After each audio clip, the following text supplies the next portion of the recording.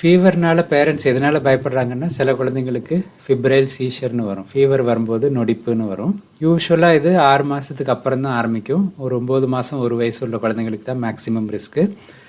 ஒரு 2 இயர்ஸ் வரைக்கும் இருந்துட்டு அப்புறம் 2 to 5 இயர்ஸ்னு ரொம்ப கம்மியாக தான் இருக்கும். ஏற்கனவே வந்த குழந்தைங்களுக்கு சில சமயம் வரும். ஸோ ரிஸ்க் வந்து 1 to 2 இயர்ஸ் உள்ள குழந்தைங்களுக்கு மேக்ஸிமம் ஒரு 3 to 4 இயர்ஸ் வரைக்கும் வரலாம்.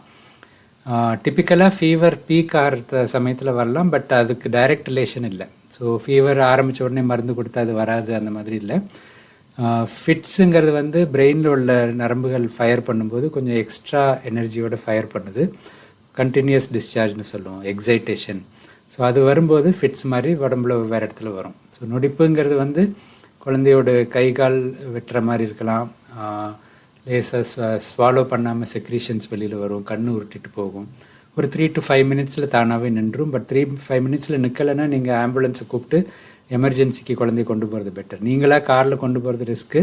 ஏன்னா நடுவில் ப்ரீதிங் நின்றுது, இல்லாட்டி செக்ரீஷனால் சோக் ஆகிடுச்சுன்னா, எஸ்பெஷலி வாமிட்டும் பண்ணிடுச்சுன்னா ஃபிட்ஸ் பண்ணும்போது அதில் பிளாக் ஆக சான்ஸ் இருக்குது. ஸோ ஃபிட்ஸ் வந்ததுன்னா குழந்தைய சைடில் படுக்க போடுங்க. வாயில் ஒன்றும் பிளாக் ஆகாமல் அப்படியே எங்கேயும் இடிச்சிக்காமல் கையை ரெஸ்ட்ரெயின் பண்ணிக்கோங்க. அந்த இரும்பு கீ கொடுக்கறது அதெல்லாம் தேவையில்லை. பட் இன்ஜுரி ஆகாமல் பார்த்துக்கோங்க. ஒரு 3 to 5 மினிட்ஸில் நிற்கலைன்னா உடனே ஆம்புலன்ஸை ஃபோன் பண்ணுங்கள். நீங்களாக காரில் கொண்டு போகிறதா இருந்தால் மூச்சு அடைக்காமல் ரொம்ப கேர்ஃபுல்லாக பார்த்துக்கணும். பக்கத்தில் உள்ள நியரஸ்ட் எமர்ஜென்சிக்கு கொண்டு போகலாம். முடிஞ்ச அளவுக்கு ஆம்புலன்ஸில் போகிறது பெட்டர். ஏன்னா ஆக்சிஜன் கொடுப்பாங்க, செக்ஷன் கொடுப்பாங்க, அந்த மாதிரி இருக்கும்போது. ஸோ ஃபிப்ரைல் சீஷர் வந்த குழந்தைக்கு திரும்ப வரவும் சான்ஸ் இருக்குது.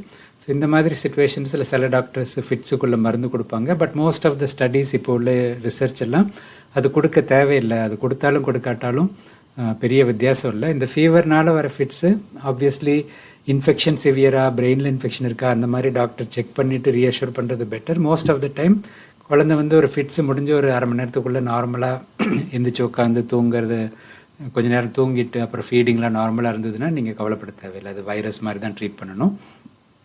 பட் அது குழந்தைக்கு வீக்னஸ் பர்சிஸ்டண்ட்டாக இருக்குது ஒரு சைடில், இல்லாட்டி நினைவு வர்றதுக்கு டைம் ஆகுது, அந்த மாதிரிலாம் இருந்தால் நமக்கு கொஞ்சம் கூட டெஸ்ட் பண்ண வேண்டியிருக்கும்.